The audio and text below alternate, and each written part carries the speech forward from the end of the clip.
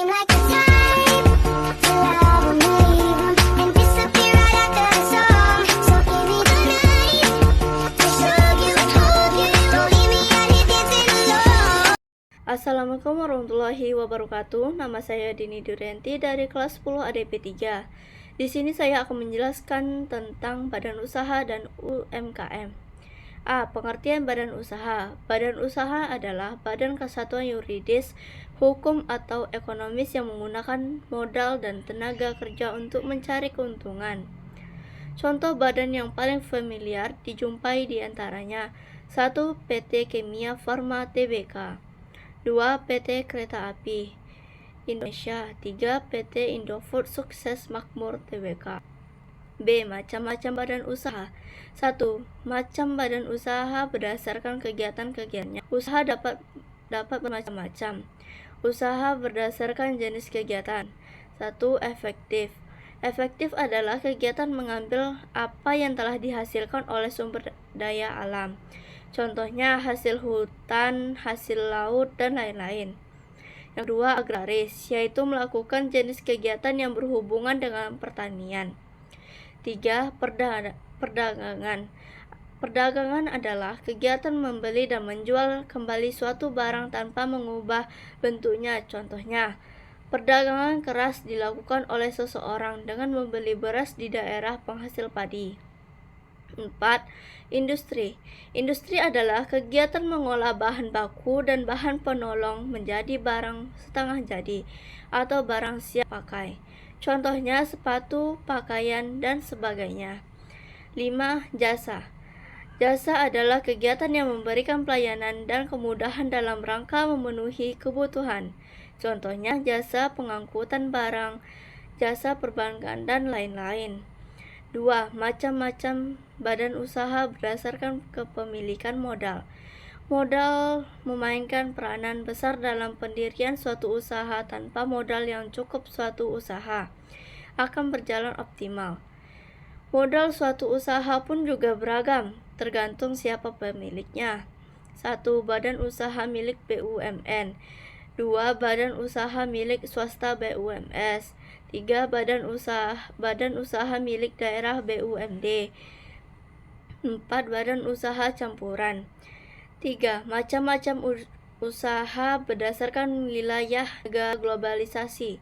Ekonomi menyebabkan banyaknya usaha yang didirikan di luar negeri atau usaha luar negeri yang didirikan dalam negeri. 1. Penanaman modal dalam negeri. 2. Penanaman modal asing. C. Bentuk badan usaha di Indonesia. Bentuk-bentuk badan usaha yang ada di Indonesia diantaranya adalah 1. Koperasi.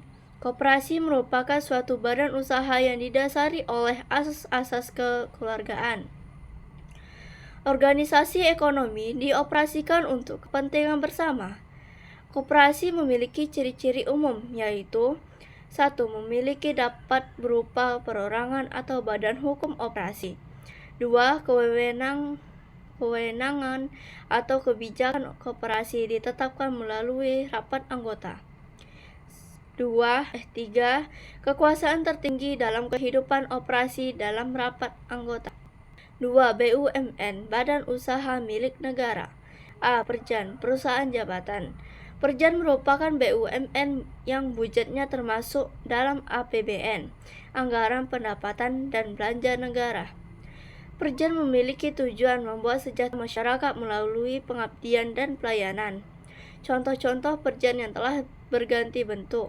1. Perjan kereta api yang menjadi Persero Kereta Api. 2. Perjan Pegadaian yang sempat menjadi Perum kini telah beralih ke bentuk lagi. 4.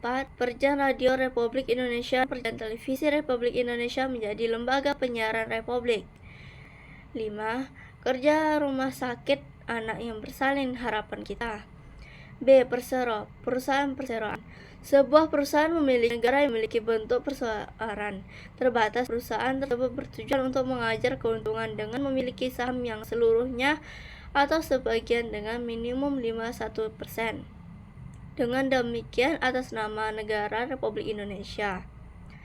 Ciri-ciri persero antara lain yaitu 1. Badan Hukum Perdata berbentuk PT. 2. Berhubungan usaha diatur berdasarkan hukum perdata. 3. Dipimpin oleh seorang direksi. C. Perum, perusahaan umum. Perum adalah perusahaan yang memiliki kepemilikan sepenuhnya dimiliki oleh negara. Perum memiliki tujuan untuk memanfaatkan dalam hal yang umum, baik dalam bentuk jasa maupun barang. Pengertian UMKM yaitu UMKM merupakan singkatan dari usaha mikro, kecil, dan menengah. Pada dasarnya UMKM adalah arti dari usaha atau bisnis yang dilakukan oleh individu, kelompok badan usaha, kecil maupun rumah tangga. Kriteria UMKM. 1. Usaha mikro. Sebuah usaha bisa dikatakan sebagai UMKM bila memiliki keuntungan dari usaha sebesar 300 juta dan memiliki aset atau kekayaan bersih minimal sebanyak 50 juta. 2. Usaha kecil. Usaha kecil adalah usaha yang memiliki pendapatan atau keuntungan dengan jumlah yang lebih kecil. Hasil keuntungan dari penjualan yang termasuk kategori usaha kecil ini berkisar dari angka 300 juta. 3. Usaha menengah. Usaha menengah adalah usaha yang dijalankan oleh seseorang, lembaga, atau kelompok. Contoh UMKM di Indonesia. 1. UMKM di bidang. 2. UMKM di bidang kecantikan. 3. UMKM di bidang fashion. 4. UMKM di bidang agribisnis. 5. UMKM di bidang otomotif. Sekian yang dapat saya sampaikan. Assalamualaikum warahmatullahi wabarakatuh.